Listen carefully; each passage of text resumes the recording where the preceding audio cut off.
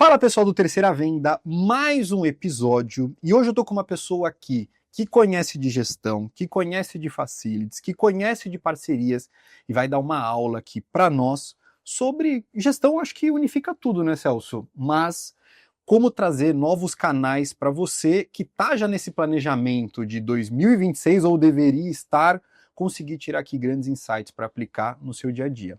Para quem não conhece, eu estou com o Celso Toshio Saito, que é Head de Parcerias e Estratégias da Next, 25 anos de experiência em liderança, facilities, desenvolvimento de pessoas. Ele é professor no FS Educa, na Uniabralimp e na Faculdade Albert Einstein e também fundador da Xoxin Academy. Celso, obrigado pela participação. Bom, antes de mais nada, Lucas, eu que agradeço o convite, o privilégio de estar aqui batendo papo com vocês aqui. Celso, para quem não tem internet, não te conhece, conta um pouquinho da tua história, como é que você chegou nesse mercado de facilities e como que você conseguiu abraçar tantos desafios aqui nesse seu dia a dia. Vamos lá. Bom, minha história não deve ser diferente com a maioria do pessoal que trabalha nesse segmento, né? A gente meio que cai de paraquedas, a gente não nasceu para trabalhar na área, a gente não fez uma formação para trabalhar na área. Eu recebi um convite de um colega meu, que a gente se conhecia por uma ONG, e aí eu fui trabalhar em serviços gerais. Tá. Naquela época não existia a palavra facilities, Tá. né? Então a palavra facilities é mais recente, e mais recentemente, a terminologia correta, inclusive, é Facilities Management. Tá. Né? Então nós temos a nossa própria ISO hoje, que é 41001, e a 41011 trata especificamente do vocabulário do nosso segmento. E aí adotou-se mundialmente a expressão Facilities Management para a nossa atividade. Né? Antes de você falar de como é que você chegou nesse mercado e contar um pouquinho da tua história, qual que é a definição da área de facilities? Se você fosse explicar de forma simples para nós aqui, leigos do dia a dia. Então, para você que não conhece e tem essa curiosidade, né, de forma geral, o que a 41011 traz é: nós somos responsáveis pelo ambiente construído, né, pelas pessoas que lá utilizam, para que a pessoa tenha a melhor experiência possível, para ser o mais produtivo possível, para que a empresa também ganhe com isso. Entendi. Porque quando eu falo eu sou uma empresa de facilities, na verdade, talvez esteja incorreto, porque facilities é a categoria como um todo, é o conceito. Eu vou estar talvez dentro de uma vertical dentro da área de facilities, estou correto? O facilities por si só, a palavra, né, são os serviços. Tá. Né? O Facilities Management é o gerenciamento de todo o ecossistema para proporcionar realmente um ambiente que as pessoas possam ser os mais produtivos possíveis dentro das empresas que elas trabalham. Entendi. E Celso, como é que você se tornou especialista em gestão, resultados? É professor hoje em 3 instituições? Conta um pouquinho dessa trajetória. Na verdade, assim, eu não tenho muita pretensão de ser especialista, professor. Eu gosto de trocar conhecimento e experiências. Né? É que, assim, ao longo dessa jornada de 25 anos, o pessoal acaba tendo algumas referências positivas. Eu sou muito grato por isso, mas nem que eu cavei isso.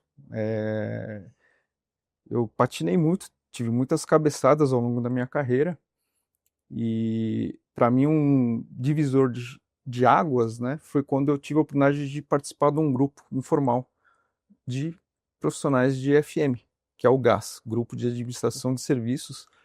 Então o pessoal fala, né, antes de Cristo e depois de Cristo. Eu costumo falar que o Celso profissional de FM antes e depois do GAS. Porque antes do GAS, Lucas, toda vez que surgiu algum desafio diferente, algum problema, o que eu fazia? Como eu não sabia por onde começar, eu olhava, né? Eu tinha 4 paredes, escolhia uma e começava a dar a cabeçada.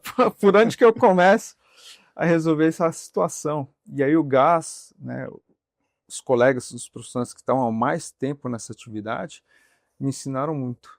Então, o que eu sei hoje, eu sou muito grato a todos esses colegas. Celso, e você sente que hoje a área de facilities tem tomado mais protagonismo no dia a dia? Não tem sido mais uma área, talvez, mais de suporte hoje, com as empresas buscando cada vez mais bem-estar, entendendo que bem-estar do colaborador reverte em produtividade, menos turnover? Você sente que tem visto essa mudança dentro do setor? Eu tenho a alegria de falar que não só sinto, mas como eu percebo, isso é fato. Então a gente deixou de ser bastidores, back-office, e somos protagonistas né? Se você pegar o próprio conceito da ISO, né, nós fazemos parte integralmente do core business das empresas. Porque se a gente não faz o trabalho bem feito, as pessoas não vão trabalhar empenhadas, não vão trabalhar com engajamento, a produtividade vai cair, o absenteísmo vai aumentar e o resultado das companhias, das corporações, do mercado global vai diminuir.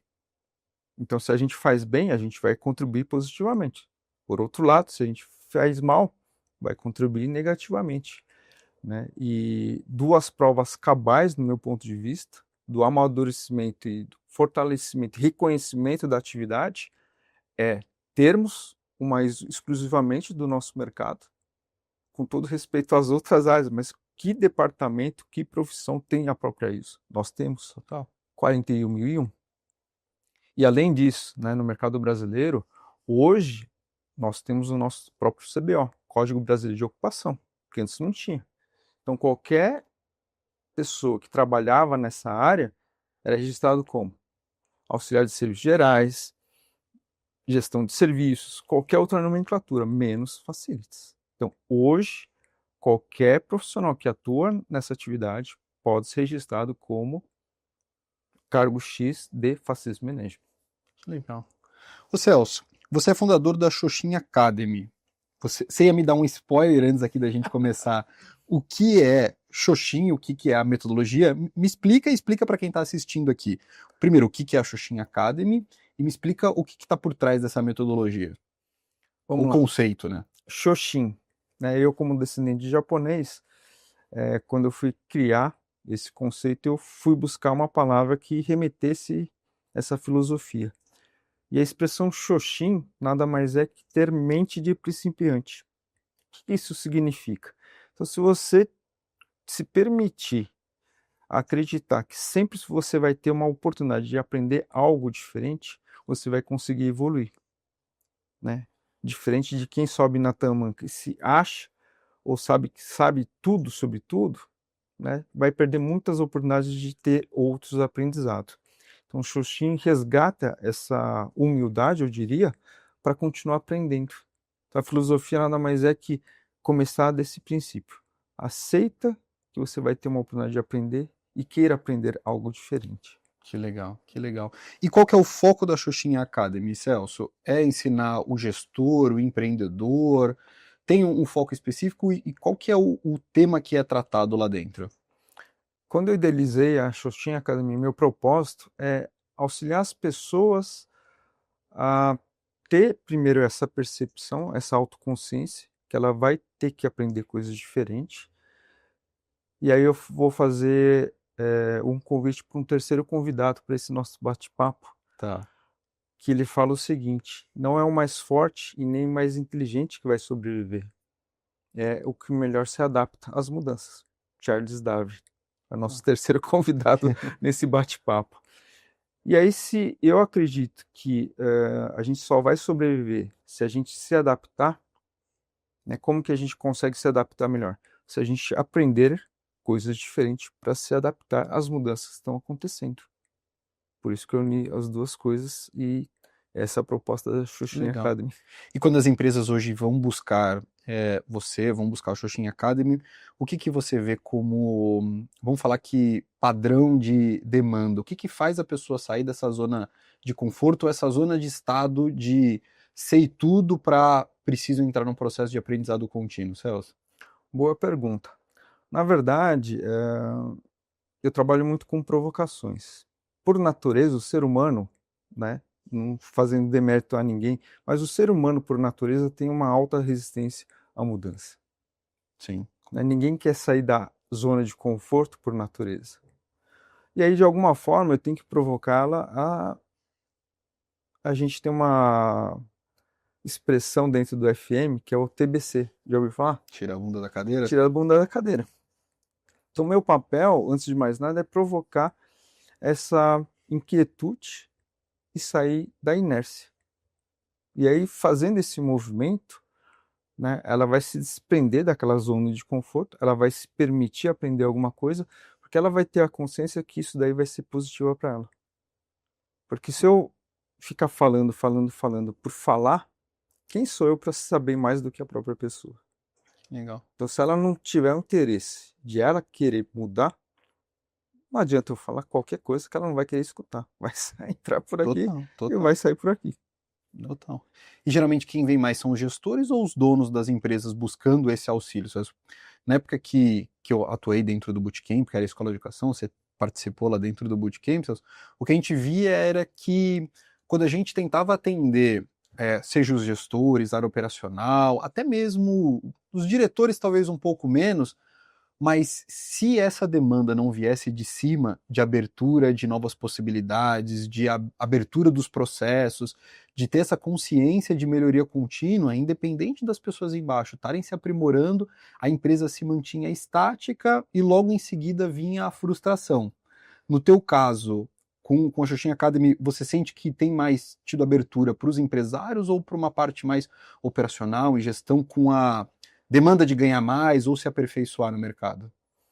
No meu caso, acabou atendendo os três públicos, né? Desde a pessoa que é um profissional que atua em algum local, o próprio gestor e empresários também, Tá. né?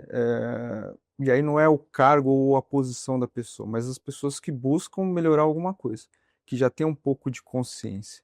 Porque quando eu vou abordar, né, as pessoas talvez por orgulho ou vergonha não querem admitir que tem falhas ou tem problemas ou tem pontos a resolver. Não, aqui tá tudo lindo, maravilhoso, eu sou o melhor cara do mundo, tal, Eu tô para ver uma área, um setor ou uma empresa que não tem nada né? para ser Por isso feito. que assim, a minha abordagem nunca é, é oferecer alguma coisa, mas é fazer um processo de assessment, perguntas, porque em algum momento a pessoa vai acabar declarando alguma coisa que não está legal. E aí, quando Entendi. ela espontaneamente fala, não é que eu vou explorar isso de uma forma a denegrir a gestão daquela pessoa, né? Mas falar, olha, você já imaginou essa situação que você comentou? Se fosse assim, não seria melhor para vocês? Ou para você? E aí, quando eu consigo me conectar e a pessoa se permite a baixar a guarda, aí começa a fluir. Eu começo a construir essas informações. Eu uso a andragogia. Vocês Tá. conhecem o que é andragogia? Sim. Então, para quem não conhece, andragogia é o ensino do adulto. Qual que é a diferença da pedagogia para andragogia? A pedagogia, eu costumo dizer que a criança em formação ela é como uma esponjinha. Tudo que você falar para ela, ela vai aprender. Se você falar besteira, ela vai aprender besteira. Sim. O adulto, por natureza, independente do grau social, do grau de formação dela, ela tem uma experiência de vida dela, né? E isso tem que ser respeitado. A partir do momento que eu consigo respeitar isso, pego o subsídio do histórico dela, faço interações, ela começa a dar algumas informações chaves para mim, eu faço a validação, né, a escuta ativa, eu valido isso, e aí eu estudo várias metodologias diferentes e eu busco dentro da caixa de ferramentas uma delas que encaixa melhor para aquela situação ou para aquela pessoa e sugiro, olha, e se a gente usasse e adotasse assim, assim, assado, com a perspectiva de gerar isso de resultado diferente? Te interessa? Faz sentido? E aí flui a solução.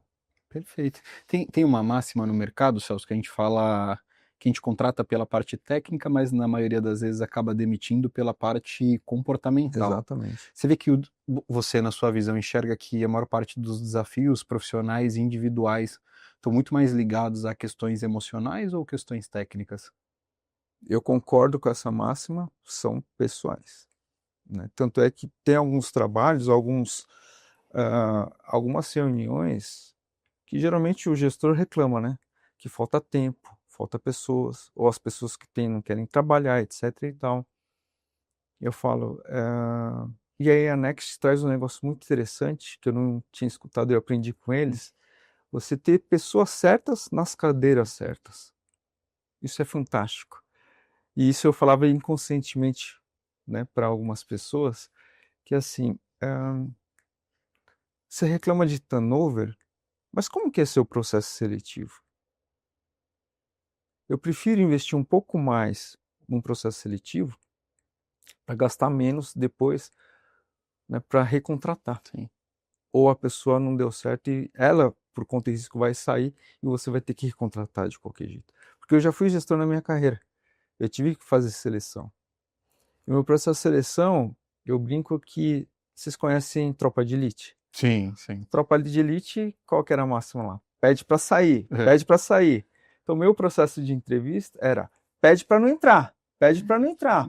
Porque se você aceitar a entrar, a pegada aqui vai ser essa.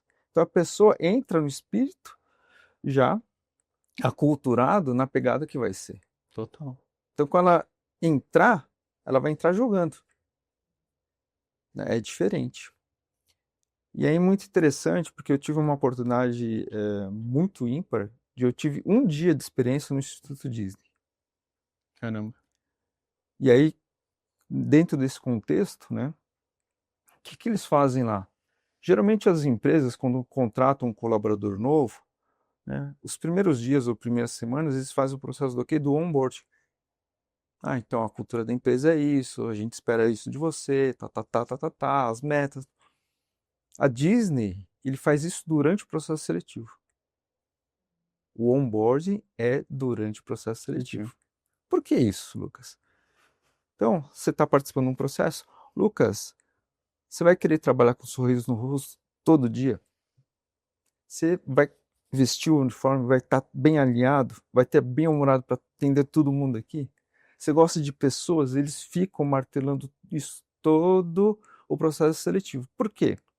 Se você bobear, se você vacilar para responder, ou se você falar não em algum momento, Lucas, obrigado, foi um prazer te conhecer, mas aqui não é o seu lugar. Então, ele faz uma peneira ferrada nesse processo seletivo. Então, o cara, quando entra, ele entra sabendo que ele vai ter que seguir essa cultura. Porque se ela se identifica como não, ela mesma vai declinar do processo. Sim. E tá tudo certo. Porque já parte do princípio da seleção que a maioria não vai passar ou não deveria passar, né? Tá certo? Se existe esse critério. Mas, Celso, você pegou o caso da Disney, até mesmo o caso da Next. Aqui, o pessoal bateu meta. No nosso caso aqui da Prime Video, até numa etapa do processo seletivo, a gente oferece até um valor onde a pessoa tem 7 dias, que se ela topar sair nos 7 dias, o incentivo para que ela saia, porque a gente entende que se ela tiver balançada logo nesse início, e às vezes ela entra e realmente entende que não é perfil, não faz parte da cultura dela, entrou, não gostou até mesmo do gestor da empresa, a gente entende que quanto mais isso for de forma antecipada, menos custo para ambas as partes e a gente faz esse incentivo. Mas quando a gente olha para esse lado de employer experience, quando eu falo de uma Disney, vamos falar que devem ter centenas, milhares de pessoas buscando essa oportunidade. A empresa tem essa atração muito forte. Você acha que isso funciona até mesmo, por exemplo, quando a gente fala de facilities de uma empresa, da maioria das empresas que estão aqui, que são de limpeza, portaria, segurança patrimonial, como conseguir criar esse processo, sendo que a maior parte dos empresários que eu venho aqui falam até mesmo de um apagão de mão de obra, né, da dificuldade de contratar, e eu sei até mesmo que o software da Next tem uma das funcionalidades que é a parte de ajudar o empresário a recrutar e selecionar melhor. Como eu consigo equalizar isso? Fazer um processo que eu seleciono bem o colaborador, mas também eu não perco todo mundo por ter muitos critérios, ou eu deveria ainda assim não contratar? Eu prefiro acreditar mais de as empresas se preocuparem com o propósito dela e buscar pessoas que estão alinhadas a esse propósito. Porque aí as coisas vão fluir naturalmente. Essa é a minha visão. Então, se você fizer uma elaboração do seu processo seletivo, né, embarcar a tua cultura, o teu propósito, né, e tiver match, a chance de dar bom e ser contínuo, ela vai funcionar. Ela não precisa passar 7 dias aqui para experimentar. Durante o processo seletivo, você vai ter que provocar isso e garantir que a pessoa vai vir sabendo mais ou menos como que é. Né? Para não correr o risco de ela desistir ou você, putz, não era o Celso não. Tá. Mas até mesmo, Celso, você acha que funciona quando... Vamos pensar numa vaga aqui, vou trazer para um exemplo, lógico que tendencioso, uma vaga de auxiliar de limpeza. Vocês têm a parte lá na Next também de benefício. Uhum. E eu vejo que as empresas precisam ter vagas atrativas, remunerações atrativas, benefício. Como que de forma palpável, por exemplo, numa contratação dessa, eu consigo encaixar a parte do meu propósito nesse processo seletivo? Vamos lá, quando a gente trabalha nesse tipo de vaga, né, área de serviços no geral, a gente acaba sendo limitado à convenção coletiva. Você tem tetos de salário para essa classe de trabalho, seja na higiene e conservação, seja na segurança. Serviços no gerais, essa camada trabalhadora, ele tem esse teto, O teto ou piso? o piso da Piso, categoria, tá. tá? Que acaba limitando. Então não adianta você ficar criando anúncios falando, aqui a gente paga 5, 10% a mais do que o mercado, etc e tal, porque alguém vai pagar essa conta no final da conta. Sim. Seja a terceirizada Ou o cliente. ou o cliente final, né? E aí quando a gente está trabalhando no mercado de commodities, né? Se eu ofereço um salário melhor que você, quando eu vou participar de uma licitação, qual que é a chance de eu ganhar? Eu vou ter que reverter isso para o cliente. Tá certo? A não ser que culturalmente o teu cliente ou o mercado tenha essa maturidade de entender que essa classe precisa de ter um valor diferente do que está conveniado na convenção coletiva para ter um atrativo justamente por causa do apagão da mão de obra. Total. Mas se você vai e muda do lado da mesa e vai para o lado do cliente, ele é pressionado pelo custo. Sim. E aí como que faz Para esse equalizar. equilíbrio todo? Esse que é o desafio. Então, o modelo de contratação que tem que ser amadurecido no meu ponto de vista. O que eu quero dizer com isso? Como que é o modelo tradicional de limpeza, por exemplo, que é o exemplo que você trouxe. Então, a gente está num ambiente construído aqui, nesse caso a gente tem carpete, né? Não tem janela, não tem vidro, etc e tal.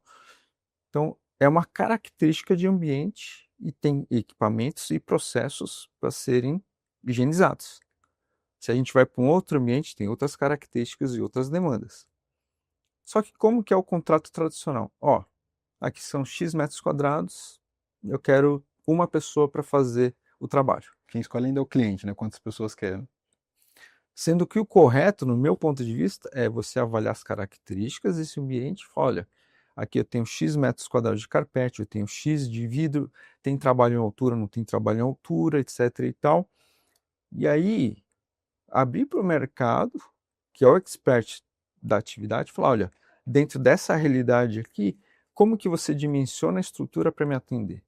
Seja em número de profissionais, seja em tecnologia embarcada, de equipamentos, né, ferramentais, etc e tal, para me entregar isso zerado. E aí é diferente. A gente está falando de conceitos e não de quantidades de cabeça, como que é o tradicional. E aí sim, você consegue qualificar os players de mercado. Aquele que quer te entregar commodities, não, Lucas, 5 pessoas e um aspirador. Sim. Não, Lucas, 4,5 e uma lavadora. Né? Não. Aqui é uma estrutura assim, assim, assim. Eu vou te entregar isso daqui higienizado, com qualidade, para que as pessoas tenham qualidade ao vir trabalhar aqui. Porque dentro desse segmento de FM, muita coisa é invisível. Sim. O ar que a gente respira, a gente consegue analisar se está bom ou não está bom, se tem CO2, não tem CO2, quantos de particulado eu tenho aqui, se eu estou fazendo tratamento desse ar, se eu estou fazendo higienização do duto aqui. Ninguém percebe. Só que ninguém olha para o RH, para enxergar o quê? O índice de absenteísmo, afastamento Tá por todo mundo problema com rinite. respiratório. Total. É só pegar esses índices aqui. Então, aquela economia que eu falo de porca, vamos cortar a higienização do ar-condicionado. Aí vai ver a conta lá, depois, no RH. Total. Que inteligência que tem isso? Quem fez o corte foi compras, mas vai repingar no RH, né? Que no final do dia, cai no bolso da empresa. É. Então, para mim, não tem inteligência nenhuma. Por isso que eu falo em aula, Lucas, que o importante de qualquer situação é sempre analisar a causa raiz. Entende o contexto do problema, mas não fica focando no problema. Tem que analisar a causa raiz. E se você tratar a causa raiz por tabela, você acaba eliminando o problema. Eu fui coordenador de brigada de emergência. E a gente fala muito do triângulo do fogo. Tem 3 elementos para ter fogo. né? Combustível, calor e oxigênio. Sendo esse princípio aqui, qual que é a técnica para você combater fogo quando ela surge? Se você eliminar um dos três, você elimina o fogo. Você tira o oxigênio, você apaga o fogo. Você tira o combustível, você apaga o fogo. Se eliminar o calor, você apaga o fogo. Então, qualquer um dos três, se você eliminar, você apaga o fogo. Então, esse é o paralelo que eu faço com o problema. Se você pega o problema, identifica as causas raízes, você elimina um ou dois, ou tem que eliminar todos, você acabou com o problema. Ao invés de você ficar olhando só o fogo, fogo, fogo, não vai apagar. Total. Que acho que aí o desafio está até mesmo na parte talvez da medição, nesse exemplo que você trouxe, de ter os indicadores de forma muito clara, né? Porque senão, acho que os problemas acabam ficando sempre muito abstratos. Estou com absenteísmo alto, não tenho dados, eu crio hipóteses baseadas em quais aspectos, né? Então, mas esse é um outro risco, Lucas, que eu percebo muito, principalmente na aula. Porque uma das matérias que eu ministro é gestão de relatórios gerenciais. Aí eu vou lá, começo a aula, tal, pergunto, vocês têm relatório na empresa de vocês? Tem. Então, me conta um exemplo aí. Aí a pessoa começa a falar, tal, tal, tal. Uns até, não, na minha empresa, na minha área, eu tenho um relatório XPTO, tem um gráfico que brilha, pá, não sei pisca. o que lá. Legal. Só que quando eu faço a segunda pergunta, Lucas, é um desastre total. Qual que é? Para que você usa esse relatório? Tá. Aí fica um vácuo na sala, assim. Tipo, Celso, cara, o que você está me perguntando? Você tem noção de quanto tempo eu levei para montar esse relatório? E você vem querer saber o que eu faço com ele? Falei, faço essa pergunta por quê, gente? Se você faz um relatório por fazer, né, se não tem serventia, não está contribuindo em nada para a tua área, não está beneficiando o teu cliente interno ou externo, não está melhorando a empresa que vocês trabalham, para que Ele faz? serve. E aí, quando eu converso com as pessoas, qual que é a queixa delas? Eu não tenho tempo e eu não tenho braço suficiente para fazer as coisas do dia a dia. É lógico, porque você está desperdiçando com coisas que não precisa fazer. Tá gastando tempo fazendo relatório. É simples assim. Então, mais do que ter indicadores, é saber quais indicadores você vai trabalhar, né, e aproveitar eles para tomar decisão. Porque fazer relatório por relatório é muito simples.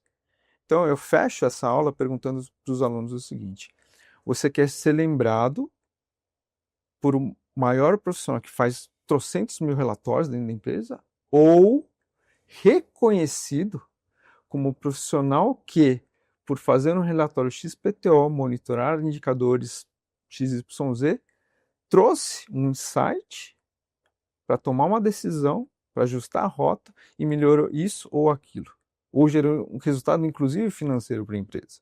Qual que é melhor? É volume ou qualidade? Essa é a provocação que eu faço. Então, acho que se você tiver ali 3 indicadores chaves dentro da tua área de forma resolutiva e que eles mexam com os indicadores intermediários ou até as metas da empresa, muito melhor. A gente tem aqui, vamos falar aqui, eu vou me trazer aqui como essa situação. A gente tem milhares de relatórios, milhares de BIs, mas talvez a gente olhe, eu vou falar por mim, Lucas, olho poucos números que eu sei que se esse indicador tiver em determinado parâmetro, tem movimentos que a gente precisa fazer. No nosso caso aqui, volume de oportunidades dia, volume de créditos consumidos, volume de oportunidades por região, mas é isso, o sentimento de eu ter os dados me dá um sentimento falso de controle, que eu estou por controle de tudo. Mas talvez como cascatear para dar autonomia para a tua equipe, para cada indicador ele ter a sua serventia, mais do que uma falsa sensação de que está tudo em ordem, né? Não, eu controlo, eu tenho relatório, É. tenho... Tá, mas o que você está fazendo com isso? Por que você acha que isso acontece, Celso? Das pessoas estarem mais preocupadas em ter o número do que. Eu gosto ainda do. Vamos falar que o mais antigo para mim, o que sempre funcionou foi o PDCA com o Pareto.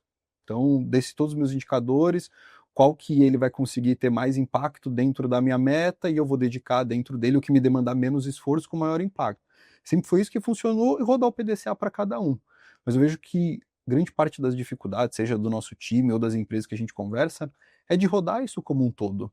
Até ali a parte do implementar, checar, validar. Por que você vê, você que está acionando e tem a parte de relatório, Celso, entende que isso acontece? Talvez, né, o principal fator é o velho uso e costume. sempre foi assim, Tá. tradicionalmente, historicamente, tinha esse relatório, etc e tal. Então eu provoco muitas pessoas, né? Tanto as pessoas que trabalharam na minha equipe como os alunos, questionem. Não é questão de desrespeitar o Lucas, né? Por que você está mandando fazer esse relatório, etc e tal. Mas, Lucas, eu gostaria de entender qual que é a finalidade desse relatório aqui, né? E aí eu trago para a aula um outro personagem, que é o Gilbert. Tá. Né? O Gilbert é uma história em quadrinhos americano que retrata muito o cotidiano de um escritório. E uma das charges desse personagem é o seguinte: tá o Gilbert conversando com um colega de trabalho lá. E aí, Gilbert, como tá? Tal, tal, tal. Aí o Gilbert responde pro colega dele: olha, eu não tô bem não, porque eu tomei uma carcada do diretor. Ah, mas por que você foi repreendido pelo diretor? Não, porque tinha um relatório que me consumia muito tempo. O desgraçado nem olhava. Aí o que eu fiz? Ou melhor, o que eu deixei de fazer? O relatório. Só que a primeira vez que eu deixei de fazer o relatório, ele me chamou. Pô, Gilbert, você não mandou o relatório? Aí o Gilbert falou, mas o senhor nem olha. Sabe o que o diretor falou para ele? Hum. Eu não olho mesmo. Mas eu sei que o dia que você tem que me entregar o relatório é o mesmo dia que eu tenho que pagar a mensalidade da escola dos meus filhos. E como você não me mandou o relatório, eu não paguei a mensalidade e eu atrasei. Entendi. Então, por isso que eu falo que tem que saber a causa raiz. Qual que é o objetivo do relatório? Poxa, não é o conteúdo, é uma outra situação. Então, se ele perguntasse, ao invés de simplesmente parar de fazer, ele poderia sugerir, então, chefe, será que eu posso, ao invés de fazer relatório, eu te disparo uma mensagem, eu faço um lembrete para você pagar a mensalidade, qualquer coisa que valha. Mas olha o tempo e energia que ia economizar Gasto. nesse processo. Então, tem uma história também que é, imagina um casal em lua de mel e a esposa faz o primeiro jantar para o marido. E ele ficou encantado, né, com aquele jantar, tudo, e era um rocambole de carne. Só que o cara é muito curioso. Ele vira para a esposa, mas por que você cortou as pontas do rocambole, né? Aí a mulher já ficou ofendida. Pô, você não gostou, não sei o que lá, pá. Não, pera. Muito pelo contrário, tava delicioso, mas é uma curiosidade. Ah, não sei, minha mãe ensinou a receita, eu fiz. Ele é curioso, né? Foi lá e ligou para a sogra. Ô, sogra, tal, casei com uma mulher perfeita, tal, tal, tal, tal, tal, tal. Mas por que a senhora corta? Não sei, eu aprendi com minha mãe. Ligou para a avó da esposa. Ligou para a tataravó da esposa. E aí quando chegou lá atrás, sabe qual foi a resposta da tataravó? Não. Meu filho, na nossa época, a assadeira era pequena, então não cabia, então eu tinha que cortar as pontas. Por isso que eu falo, use costume. Sempre foi assim. Então, por hábito e costume, as pessoas replicam alguma coisa do passado, ou você é contratado, você é orientado, ó, você tem que fazer esses relatórios, você tem que fazer essas atividades, mas nunca ninguém perguntava o porquê. E aí, né? Ah, não, eu estou trabalhando, eu tenho que cumprir, tenho que fazer, tudo e vai fazendo. E aí você soma todos esses esforços que são desperdiçados com coisas inúteis, olha o tempo que está indo. Vou te trazer um aspecto para você avaliar, Celso. Eu tenho um caso que eu trago até hoje aqui para a Prime Video como aprendizado. Eu, na época, tinha uma empresa de agendamento de visita. Então, eu tinha ali 30 pré-vendedores fazendo ligação, e para nós, dados era muito importante. Volume de ligações, ligações significativas, telefones não atendidos. Então, a gente tinha total controle, porque o nosso resultado era baseado em pessoas, tanto a que atendia quanto a que ligava. Então, essa era uma variável que eu não tinha controle, mas todo o resto a gente tinha controle. E eu lembro que eu tinha um supervisor e ele tinha um relatório semanal onde ele tinha que trazer os indicadores de cada um, quantidade de ligações por pessoa, quantas atenderam, quantas não atenderam, o porquê e qual era o plano de ação dele para a próxima semana. Em algum momento eu vi que ele gastava muito tempo fazendo isso, muito tempo, porque eram 30 pré-vendedores, ele era um supervisor e ele gastava muito tempo, e a gente foi lá e fez o BI automático, integrou com a telefonia, tirou essa tarefa dele e gerou o relatório sozinho. Em pouco tempo, ele não tinha mais controle nenhum da equipe. Porque aquele dashboard que ficava na TV acabou, de certa forma, virando paisagem. E ele, como supervisor, quando ele fazia aquele relatório, ele, de certa forma, tomava consciência de todos os números da equipe, quem estava bem, quem estava mal, e na ponta da língua ele sabia o déficit de cada um e a melhoria de cada um. Quando aquilo virou automatizado, ele perdeu essa tarefa, que no caso dele, que era um supervisor, era de extrema importância. Aqui na Prime Video, para algumas pessoas que estão ali no meu time, eu solicito alguns relatórios, todos eu olho, mas até mesmo como uma rotina das pessoas de olharem para os seus próprios resultados. Porque em determinadas áreas, até pegando a Yara aqui como exemplo, em marketing, que tem diversos dados, eu entro no looping do dia a dia de tarefa, de tarefa, de tarefa, e quando eu paro de olhar para os meus indicadores, eu começo a fazer no piloto automático, e quando eu vi, eu tracei uma rota de ir para cá, e quando eu vejo, eu já estou indo para lá. O quanto isso, essa minha prática de implementar o relatório mais como um ritual de autoconhecimento da sua área é uma boa prática ou uma prática que poderia ser trocada por outra prática de gestão ou de controle do seu dia a dia? Fantástico, Lucas. E aí se faz lembrar de um aprendizado que eu tive com um dos meus gestores na minha carreira, né? Que ele fala, cuidado com o efeito paisagem. O que que é isso? Efeito paisagem. Demorei um pouquinho, né? Mas eu entendi o conceito. Efeito paisagem, gente, é o seguinte. Imagina uma cena que você olha todo santo dia. Aí deu um riscadinho lá, deu um tricadinho lá. O teu olho vicia. É. Então, a parede está caindo, mas como ela está caindo aos poucos, você está vendo toda hora, você não está percebendo essa queda da parede. É. E aí o efeito paisagem te dá a ilusão que está tudo certo, mas não está. E aí fazendo um paralelo com o que você comentou agora. Então, o fato de ter o BI automatizado, os relatórios automatizados, pode gerar esse risco de o efeito paisagem para o teu supervisor. Tá olhando, né? Não está surgindo muitas alterações ou são sutis, então para ele entrou na rotina. Sim. E ele perdeu o tato de fazer uma análise um pouco mais crítica. Então a sua tática, vamos dizer assim, de fazer algumas coisas ainda manuais para ele estar conectado com aquele movimento faz todo sentido no meu ponto de vista. Para justamente não cair nesse efeito paisagem. Esse era um sentimento nosso. Trazendo até o que você trouxe no começo da nossa conversa, de ter muitos dados, mas o que fazer com aquilo era isso. O sentimento nosso de dar muitas informações, a gente acabou perdendo o principal. Eu falo que é igual a minha filha, diferente do que era da nossa época, de escrever muito, como tem muitas coisas hoje já digitadas no computador, perdeu um pouco da questão do português, e para ele era a questão de ter domínio dos detalhes das informações. E até pegando um gancho, Celso, você falou no começo da nossa conversa do assessment, certo? Ali do assessment, que é, ali, não vou falar que talvez é uma gestão, é muito mais complexo que isso. Hoje você faz isso para as pessoas que te procuram.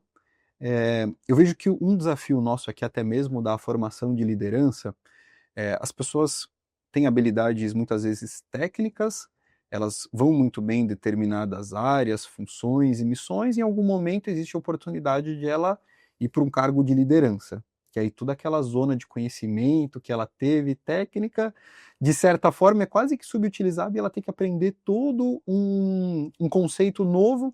E puxando o gancho que a gente falou, que a maior parte das demissões ou dos problemas não são por falta de conhecimento técnico, e sim por comportamental. Como equalizar isso, Celso, de você formar times que, em grande parte, não têm esse conhecimento de coaching, dessa parte emocional, de psicologia ou de andragogia, para conseguir lidar com esse volume de demandas do dia a dia, de burnout, de qualidade de vida, de questões emocionais, conflitos familiares? Como que o gestor pode se preparar hoje para estar minimamente qualificado para isso? Bom, vamos lá.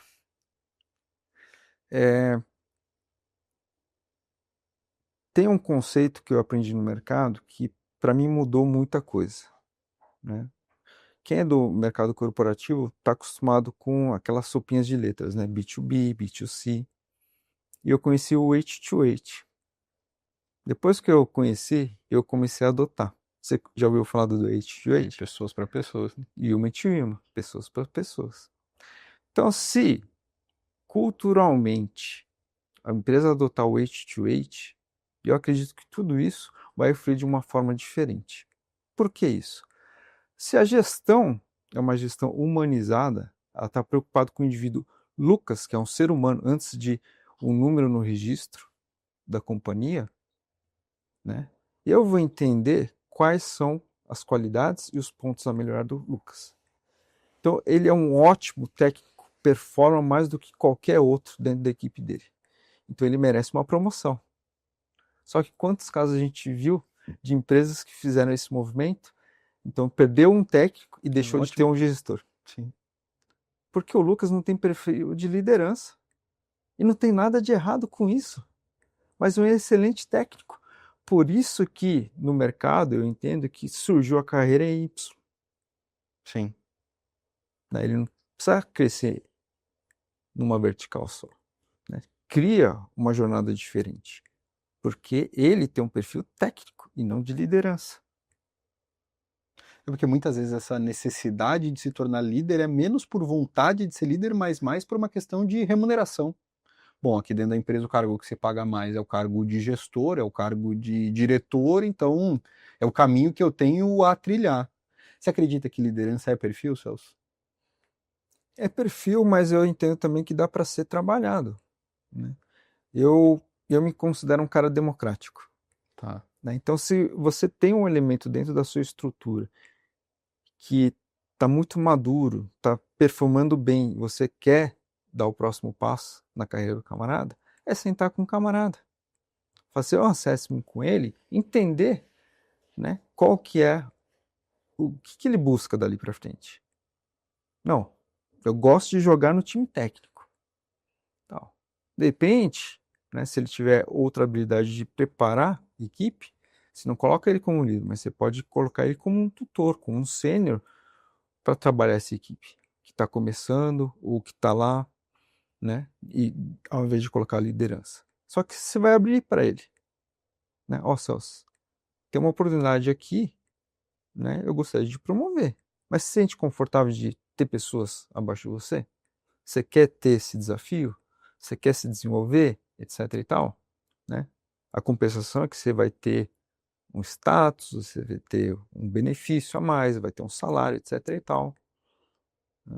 Se apetecer o cara, mesmo que não tiver todas as qualidades, ele vai correr atrás. Sim. Mas aí partiu Deveria. dele querer. Você está abrindo uma oportunidade para ele. Aí se eu virar, Lucas, nossa, eu sou muito grato pelo reconhecimento e tudo, mas eu não sinto a vontade de eu começar a comandar pessoas, se eu puder ficar, né, tal, eu prefiro. Ok. Então, amanhã ou depois, eu não posso virar e te questionar, pô, Lucas, por que você promoveu a Yara que começou faz 2 anos, eu estou há 5 anos aqui, e ela foi promovida antes que eu? Então, eu tenho alguns princípios, e um deles é, o que é combinado não é caro. Sim. Então, amanhã eu não posso ficar chateado com você. Você me deu pelo menos 2 alternativas. A decisão foi minha. Total. Né? Então, por isso que eu me apego muito ao H2H. Quando a gente começa a trabalhar com isso, né, as coisas começam a fluir. E Celso, qual que é o momento de desistir do camarada, né? Você falou o camarada, uma vez que você é o gestor, tem esse desafio de desenvolvê-lo, desafio de metas, de conseguir alinhar a expectativa da empresa com capacidade de colaborador, desafios pessoais, emocionais. Qual é o momento que o gestor deve entender que existe um limite dali para frente e não dá mais continuar? Porque às vezes a gente busca tentar recuperar as pessoas, tentar vamos falar assim, entender, a gente sabe que tem essa questão das cadeiras certas, mas qual é o momento que você acredita que o gestor deve olhar e falar, bom, daqui já faz mais sentido eu dar oportunidade para outra pessoa e até mesmo dessa pessoa que está no meu time encontrar uma oportunidade que faça sentido para ela? Uhum. É assim, eu vou fazer um parênteses aqui. A pior coisa que eu fiz na minha carreira, Lucas, foi demitir alguém. A pior coisa, eu sofri muito Você demitiu muita gente? demitir, né? Porque uma das empresas que eu participei estava em crise, então era corte atrás de corte. Então eu tive que demitir muita gente. Que não eram demissões por baixa performance. Não. Tá, essa é difícil. né? Então, imagina, né? A pessoa está entregando tudo mais, mas pela situação da empresa tinha que cortar cabeças. E mesmo quando eu tive que demitir por justa causa, eu peguei coisa de roubo, inclusive, eu passava mal. Porque eu sabia que ela ia continuar sendo uma pessoa que precisa de uma remuneração, Sim. né? Mesmo assim eu sofria, Faz parte, né? né? Mas aí, como que eu consegui lidar com isso daí, Lucas? A partir do momento que eu entendo que eu não estou trabalhando numa ONG, né? Não estou fazendo nenhuma benevolência para o mercado, e eu trabalho e atuo numa empresa que tem que gerar lucro, né? E a partir desse momento a gente tem metas, contra fatos não tem argumentos. Então, se eu tenho metas claras, eu tenho uma estrutura, né? É atribuído uma porcentagem dessas metas para a equipe e cada um tem que performar minimamente para a gente concluir essa meta.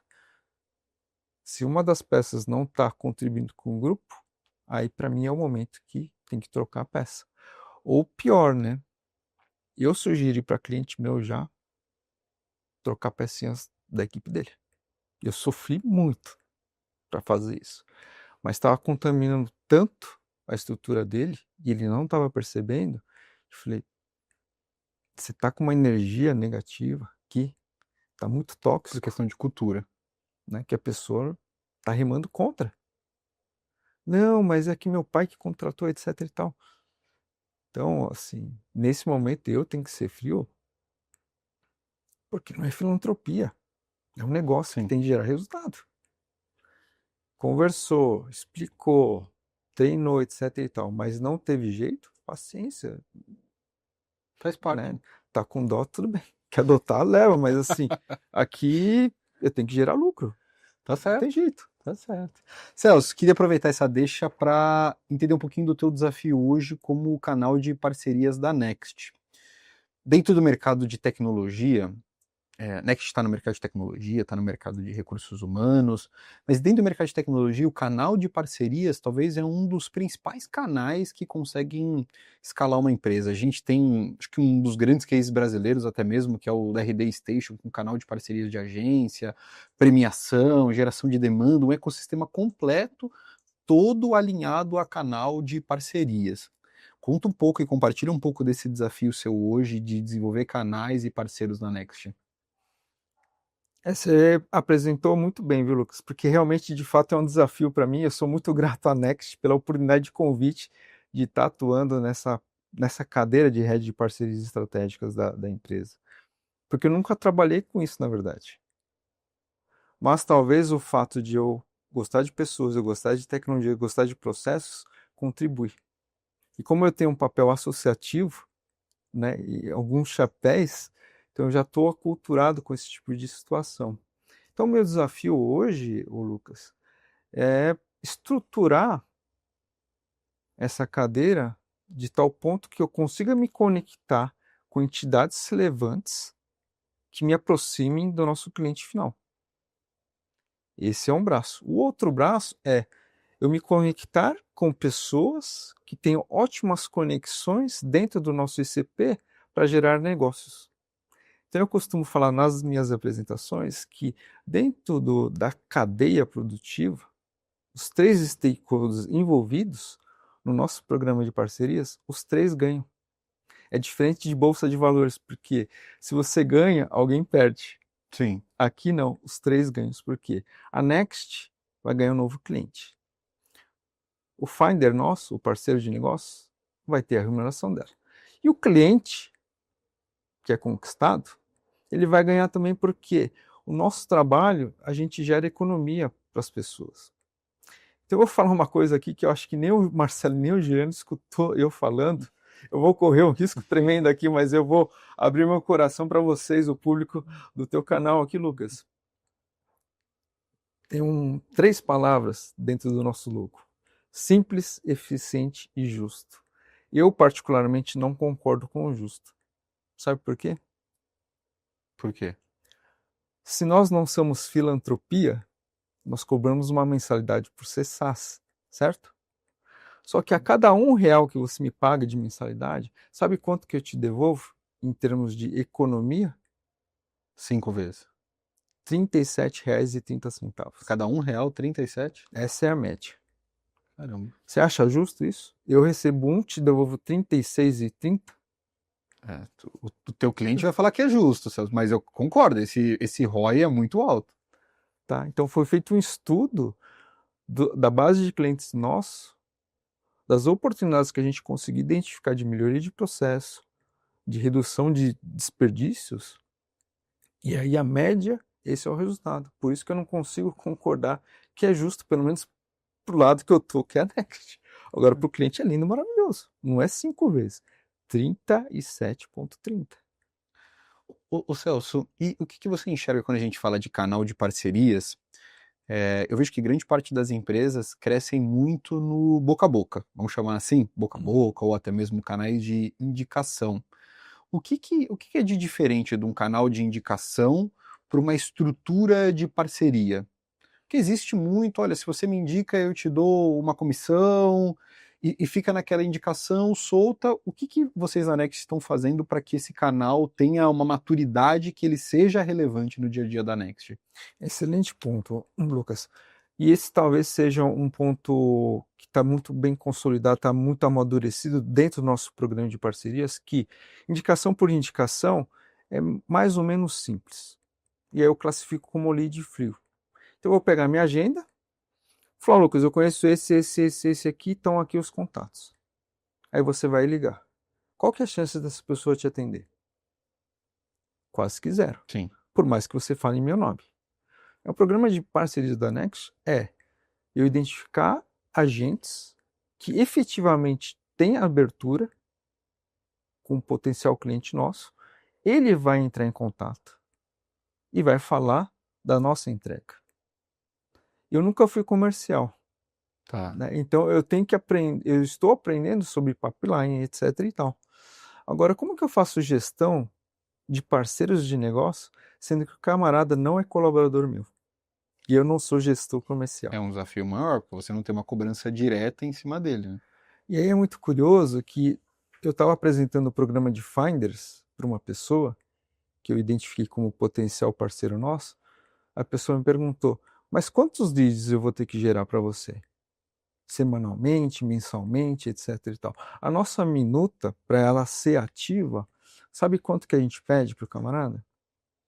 Quantos leads? É. Por mês? É. Não sei, 10? A gente pede em contrato um lead por semestre. Tá.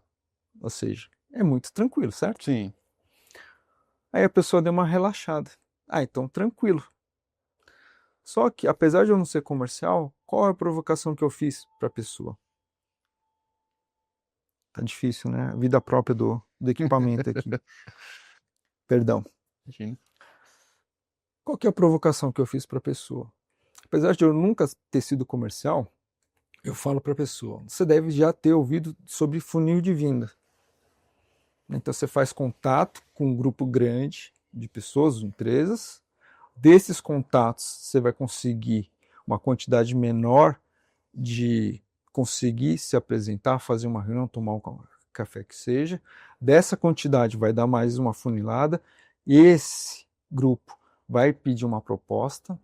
Desse aí vai querer fazer alguma negociação para, no finalzinho, fazer algum fechamento. Sim. Certo? Funil de vendas. Então, qual que é a provocação que eu fiz para a pessoa? Apesar do nosso contrato prever um por semestre para você ter o contrato ativo com a gente, o dinheiro está na mesa. As possibilidades de ganho para os 3 stakeholders, de novo, Next, parceiro de negócios do próprio cliente, está aqui. Porque a gente consegue identificar, através da nossa tecnologia, as oportunidades de gerar esse ROI.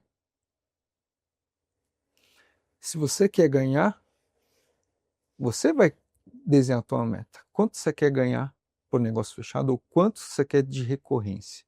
Então, se você quer ter um por mês, né? Quantas indicações você tem que fazer para a gente conseguir fechar?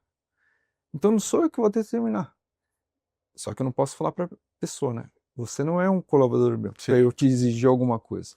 Vai da tua ambição, né? Mas é o seu bolso. Sim. Seu bolso pode ficar mais gordo ou não. Tá. Vai depender de você. Então não sou eu que vou traçar isso. Ô Celso, aqui dentro da Prime Video a gente já desenhou alguns canais, tanto de parcerias, indicações, afiliados, a gente já estruturou com algumas nomenclaturas. Sempre um alerta no momento de desenvolvimento desses canais era como é que eu vou garantir que esse parceiro vai ter um discurso alinhado ao meu. Porque se eu dou um incentivo, que é uma remuneração, vamos falar que o João é o primer, que é o indicador da Prime Bid. Ele quer ganhar essa variável, seja uma comissão única ou uma comissão recorrente. Não sei qual é o modelo hoje que vocês trabalham. Mas como é que eu alinho para que ele não prometa para o cliente do outro lado ou não fale da Prime Bid mais do que ela é? E aí quando eu chegue lá dentro, a expectativa do cliente está lá em cima e é muito difícil de eu suportar. Como é que vocês fazem na Next para conseguir balizar esse discurso para que ele fique alinhado e os incentivos estejam de acordo? Vamos lá.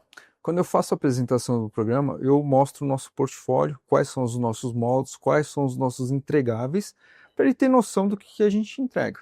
Para ele não chegar no seco lá e... Tá. Né?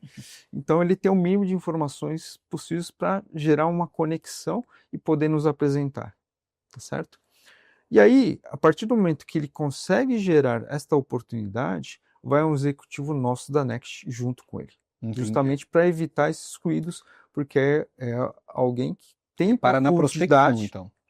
profundidade do nosso portfólio para poder falar e não criar as falsas expectativas, como você bem lembrou. Perfeito. Esse é o cuidado que a gente tem. E hoje, no conceito de vocês, o que tem funcionado melhor? Um pagamento único num valor maior para incentivar esse finder ou uma recorrência para ele se comprometer no longo prazo? Essa eu vou ter dificuldade de responder porque a gente paga os dois. Tá, entendi. A gente paga um percentual on shot, então fechou o negócio, a gente tem esse one shot para ele e depois a gente tem uma recorrência durante um período para ele. Que legal. E Celso, hoje, curiosidade, né? Não sei se você pode me abrir esse número, mas hoje o quanto o canal de parceiros na Next representa ali do pipeline de oportunidades da Next? Eu não posso falar porque eu não sei. Tá. Porque eu estou recente nessa cadeira, então ainda não sei qual que é a volumetria que esses parceiros estão gerando, mesmo porque eu, como assumi agora, eu estou acolhendo quem já tinha e estou trabalhando os novos. Então ainda não temos resultados efetivos desse movimento. Eu estou 3 meses na Tá, eu vou fazer esse follow-up para saber. Então daqui a um tempo você pode me perguntar que eu vou ter mais propriedade. Ô Celso, para fazer minha última pergunta, poxa, você é um cara que entende tudo de facilities, gestão, agora está entrando num braço novo de parcerias. Poxa, eu falo que o Marcelo é um gênio, porque eu não sei como ele consegue reunir você, Michel, todo mundo na cadeira da Next, mas eu sei que ele tem um plano muito ambicioso e ele precisa de pessoas alinhadas para isso. Mas como você é uma pessoa que atuou muito tempo, principalmente na área de facilities, dá aula na FS Educa, na Uniabralimp, tem uma visão mais holística de todo esse ecossistema, eu queria saber da tua visão, como parte dos nossos espectadores aqui vem do mercado de terceirização, na maioria ali limpeza, portaria, facilities, com a mão de obra terceirizada, como que você enxerga esse futuro do mercado de facilities, Celso? A gente tem hoje um cenário onde o salário mínimo não aumenta com tanto volume comparado a uma inflação, esse custo de mão de obra terceirizado tem ficado cada ano que passa mais caro, uma complexidade trabalhista, mas de uma outra ponta mais otimista, se tornando cada vez mais protagonista, especialista, trazendo tecnologia para agregar. Eu vejo que os tomadores têm também tomado mais senioridade, mais com Uniabralimp, com FS Educa, com mais conteúdo que tem, com uma série de literaturas que não tinham há tanto tempo atrás, hoje com muito mais capilaridade. Queria saber a sua visão, Celso, do mercado de facilities, o que você enxerga que o mercado está indo e o futuro desse mercado? Bom, aí, Lucas, eu não tenho uma boa notícia. Tá. O cenário não é muito favorável, pelo simples motivo, resgatando o próprio apagão da mão de obra. Por que está tendo o apagão de mão de obra? Um dos fatores é que as pessoas, né, os jovens que estão nascendo, estão se formando agora, não têm interesse de trabalhar nessa atividade. Construção civil também tem tido essa dificuldade. Antes da construção civil, muitos estão estudando. É. Né? Porque você pegar a base de serviços, né, é um pessoal que não tem muita formação. Então, para ter o ganha-pão dele, eles atuam nessas atividades que não exigem um grau de formação. Só que as novas gerações estão estudando, bem ou mal, estão estudando. Sim. Então, eles querem algo diferente. Eles não vão fazer trabalhos braçais, digamos assim. Então, esse é um desafio. Tem o próprio fator de salário. Um dos chapéus que eu tenho, o Lucas, é estar na Sebrae, que é a Central Brasileira de Serviços. Então, eu convivo com vários empresários do segmento de serviços. Então, eu sei muito bem as dores que esse segmento passa. E olha que injustiça, né? Nós representamos 2/3 do PIB brasileiro. Então, E estamos sendo assolados com a tributação.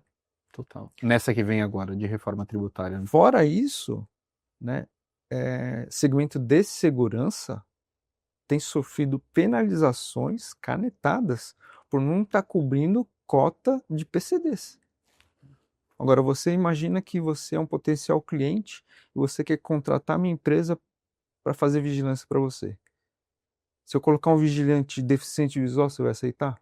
Não. Um cadeirante, você vai aceitar? Não, muito difícil.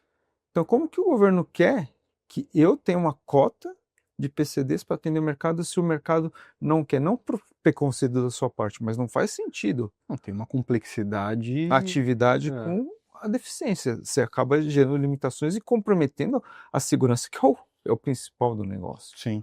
Né? E aí eu fiz um curso de formação esse ano, chama Multiplicador B, que é um selo que existe do Sistema B, que eu aprendi um conceito que chama salário digno. E eu achei simplesmente fantástico. O que é o conceito do salário digno? É ter uma remuneração para aquela pessoa, para aquela família, que ela consiga viver dignamente. Que no meio libertário é chamado de renda universal? Será que é isso? Renda universal eu não conheço.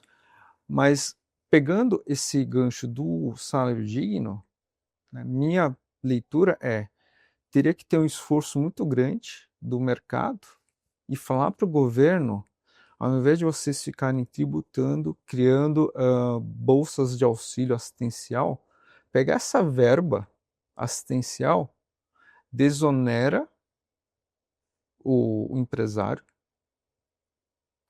né?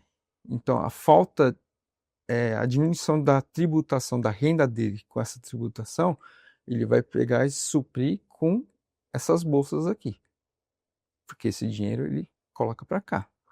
Uma parte tem que manter porque são pessoas que não conseguem trabalhar, por N motivos. Sim. Mas tem muita gente recebendo aqui que está plenamente capaz de produzir. Total, porque o governo, hoje você tem um desincentivo de estar empregado porque você perde todos os seus auxílios uma vez que você tem o seu registro. Então tem uma dicotomia de qual que é o objetivo, é que as pessoas sejam empregados, que as pessoas tenham subsistência, porque falar eu, Lucas, acredito na dignidade através do trabalho, mas primeiro precisa suprir suas necessidades básicas, mas uma vez isso resolvido, eu preciso trazer esse segundo fator que é da autonomia para as pessoas, né? Então, se em média no mercado brasileiro o custo do salário se multiplica por 70, cresce 70%, 80%, né, se desonera isso daqui. Então, parte da despesa que ele tinha com o programa assistencial, ele vai cobrir essa diminuição da renda dele, tá certo? Ele tem o sistema S. Ele pode aproveitar esse sistema S para criar cursos profissionalizantes para melhorar a qualificação do trabalho no geral, certo? Ele está desonerando o empresário consegue pagar mais. Porque o custo para ele, Sim. um pelo outro, vai ficar o mesmo. No final do dia, não vai alterar. Se ele consegue pagar mais, são mais brasileiros consumindo no mercado. Se tem mais dinheiro circulando na economia, beneficia o próprio governo, porque ele arrecada os outros impostos. Que aquele trabalho informal, esse cara que ganha algum tipo de bolsa, não contribui com 1 centavo para nada. Sim. E aí você tem uma massa de trabalhadores produzindo renda, tendo dignidade, tendo salário digno, gerando mais receita para o governo. Esse é o desenho que eu imaginei para que a roda comece a funcionar de uma forma orgânica, sem aumentar imposto, sem onerar o empresário. Não, total, Celso, porque a gente precisa entender que o salário está ligado à produtividade. Hoje é o que você falou, o cliente não está aceitando mais o aumento anual na porcentagem que é estabelecida pelo dissídio da categoria, e não porque ele não aceita, é que ele começa a olhar para outras possibilidades, porque, de novo, o custo está ligado à produtividade. Esse colaborador, o custo dele está crescendo 10, 12, 15% anualmente, a produtividade dele tem aumentado? Então, aí o ponto que eu sou adepto à meritocracia. Então, voltando um pouquinho à tua pergunta, né? O que vai vir ou o que pode ser feito dentro do mercado de serviços daqui para frente? A gente tem que mudar o status quo de ser commodities. Porque, por natureza, serviços é commodities. Mas como que a gente transforma commodities para ser um parceiro? Porque, para mim, tem diferença. Ser fornecedor e ser parceiro. Total. Por quê? O fornecedor, para mim, né, é aquele cara que mais ou menos entrega o feijão com arroz, o básico do básico. O parceiro não, além de entregar isso, eu tenho uma expectativa, como fui contratante, que ele tem muita expertise no que ele faz e no que ele entrega. Então, ele, pelo conhecimento dele, pela base de informação que ele tem, com referência, fazendo um benchmark dentro da própria casa, que ele pega todos os cases de todos os clientes dele, ele tem a capacidade de chegar, ô Lucas, olha só, eu percebi que nosso contrato aqui, eu tinha colocado uma equipe de 10 pessoas, equipamento assim, tá. Mas eu tenho clientes no mesmo perfil que você, que eu estou com 7 colaboradores. Eu fiz uma reanálise, eu consigo readequar o escopo do seu contrato, eu vou colocar 7, só que, por outro lado, eu vou colocar um equipamento XPTO, que vai dar mais produtividade, e mesmo assim o custo do seu contrato vai ser de X, vai para Y. Você topa? Se ele não fizer isso, o concorrente vai fazer, né? Né? Então, eu não estou preocupado no meu faturamento. Eu passo a ter uma postura que eu estou preocupado de os dois ganharem. Sim. Eu vou continuar com o contrato, porque eu não vou perder para o concorrente que se alertou a isso. Né? Eu estou melhorando a minha entrega e qualidade para você e estou reduzindo o teu custo operacional. Então, para mim, essa mudança da postura de ser fornecedor para parceiro, né, eu me preocupar genuinamente para você, é o que vai levar à sobrevivência e ao desenvolvimento. Então, se essas empresas mudar esse conceito de cabeças, contrato por número de pessoas, né, começar a adotar tecnologias químicas, etc. e tal, para melhorar a performance, ela consegue, inclusive, de repente, melhorando a performance, né, ela diminui o custo operacional dela, ela, por conta e risco, independente de jogar a conta no cliente final, consegue fazer remunerações variáveis por meritocracia, por desempenho. Sim. Se eu tenho métricas muito claras, né, de produtividade, então, para fazer limpeza, a média é X metro quadrado por hora, por pessoa, etc. e tal, por profissional, aquele cara que fizer mais com qualidade, né, se eu conseguir 10 caras desses, de repente, ao invés de ter 100, eu tenho 80. Que essa economia desses 20 profissionais, eu posso ficar uma parte para mim como empresário, mas outra parte eu posso dividir esse Como bolo com esses incentivos. 80, com esses 10 que estão performando mais. Para ter uma retenção deles que são escassos, né? Então eu não preciso cobrar do meu cliente.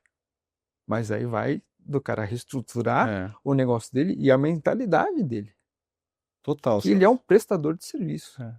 E se ele quer sair dessa zona comoditizada, ele tem que fazer algo diferente. Ele vai precisar ser um integrador de soluções, né? E aí eu trago um outro convidado para o nosso bate-papo, que é o Albert Einstein. Que ele fala o seguinte: é louco quem acha que fazendo as mesmas coisas vai ter resultados diferentes. Então, se vocês estão preocupados com a longevidade da empresa de vocês, com o crescimento e desenvolvimento da empresa de vocês, vocês têm que mudar o status quo. Senão, vocês estão fadados vai ficar no passado. Total, Celso. Eu vejo pelas oportunidades, a gente acompanha aqui, hoje a gente deve subir pelo menos umas 40 cotações todos os dias, e a gente vê que o perfil dos clientes que têm participado das cotações, que tem se saído melhor, porque a grande vantagem é que a gente consegue ver lá na ponta quem são os vitoriosos. E a gente vê que aqueles que saem da caixinha oferecendo soluções complementares, oferecendo um cross-selling, no caso de recepcionista, totem de atendimento com governança, de portaria para portaria híbrida, até mesmo um pouco do que a gente falou aqui nos bastidores, a gente tem um case muito legal de instalação de um sistema de monitoramento onde o cliente não tinha verba, não tinha um budget para assumir todo aquele escopo de serviços, e esse prestador nosso conseguiu trazer budget da área de marketing, porque no mesmo sistema de câmera ia ser utilizado, tanto para a parte de segurança patrimonial, mas para a parte analítica, de market share, de taxa de conversão, de análise de gôndola, mapa de calor. Então, é uma possibilidade de se reinventar e conseguir agregar. É a mesma câmera, só com o sistema sendo utilizado. Então, realmente, concordo com você, essas empresas vão ter que sair, não vou nem chamar de zona de conforto, porque eu não acho que é uma zona de conforto, mas vão ter que sair do mesmo processo, se reinventar, estar dentro das associações, conversando com os clientes, nos workshops, porque é muito difícil da inovação vir de dentro, né? O dono da empresa, o CEO, ele vai precisar entender o que o mercado está ofertando, as possibilidades de soluções, porque tem muitas. Acredito que até um pouco do que você passou, do impacto que a IA está trazendo aqui para análise de dados, as empresas vão ter que se reinventar de certa forma, né? Eu diria, inclusive, que as empresas de serviço, uma mudança que vai contribuir muito é deixar de ser reativo e assumir o protagonismo e ser consultivo. Né? A partir do momento que você virar essa chave, vai mudar todo o circuito do ecossistema. Porque genuinamente você está preocupado em entregar algo a mais para o seu cliente e não só aquele básico que está no escopo, que está no contrato. E aí, se vocês me permitem, fazendo um paralelo aqui, quando eu fui convidado para a Next, apesar de não entender nada de comercial, nada de canais, etc. e tal, quando eu comecei a entender o ecossistema, quais são as soluções que a Next entrega, e eu, como venho de uma empresa, a minha empresa de geração de resultados, e quando eu começo a ver o que a gente entrega para o mercado, é muito fácil para mim falar de Next. Né? Para cada R$1, eu devolvo 37,30 centavos. Está vendendo dinheiro para o cliente. Então eu digo que é um projeto sustentável, porque o cliente nosso paga a nossa mensalidade com a própria economia que eu gero para ele. Sim. E por que a nossa taxa de cancelamento é menos de 0,20%, Lucas? Porque que empresário que começa a sobrar mais dinheiro no bolso dele vai querer voltar atrás? Total. Não tem Então, sentido. assim, não tem mágica, não tem milagre. São fatos que acontecem dentro do que a gente entrega. Por isso que, para mim, assim, estou muito feliz de estar atuando, de falar, né, do que a gente faz para o mercado de positivo, porque eu sei qual que é a margem de lucratividade do mercado de serviços. E qualquer coisa que a gente faça para aumentar isso daí, né, é um propósito nosso. Por isso que a gente gosta de ser reconhecido como parceiros de negócios e não lembrados como uma empresa de software. Essa é a diferença, para mim, de tatuar junto com a Next. Perfeito. Celso, para quem quiser conhecer um pouquinho mais da Next, falar de canal de parcerias, ou bater um papo com você, qual que é o melhor canal para as pessoas te procurarem? Bom, meu contato, que é o WhatsApp também, eu estou em São Paulo, então 11 96396 4573 e meu e-mail é celso.saito@next.com. Perfeito. Pessoal, os contatos do Celso vão estar aqui no descritivo. Celso sempre, acho que compartilhando de um ecossistema completo, acho que esse é o grande diferencial seu, conhecer de forma abrangente facilities, gestão de resultados, agora com parceria. O sistema da Next, acho que a gente tem cases muito grandes, G4S, o Marcelo participou aqui do nosso último workshop, em 5 minutos ele deu uma aula de Next, então eu aqui dou o meu carimbo aqui de, poxa, parceiro que confio. Pessoal, obrigado pela participação. Celso, obrigado por participar, compartilhar um pouquinho com a gente. Os contatos do Celso estão aqui no descritivo. Eu espero você na próxima quarta. Obrigado, pessoal. Obrigado, Lucas. Obrigado, pessoal. Espero que tenha sido útil e proveitoso e muito sucesso para todos vocês. Show. Valeu.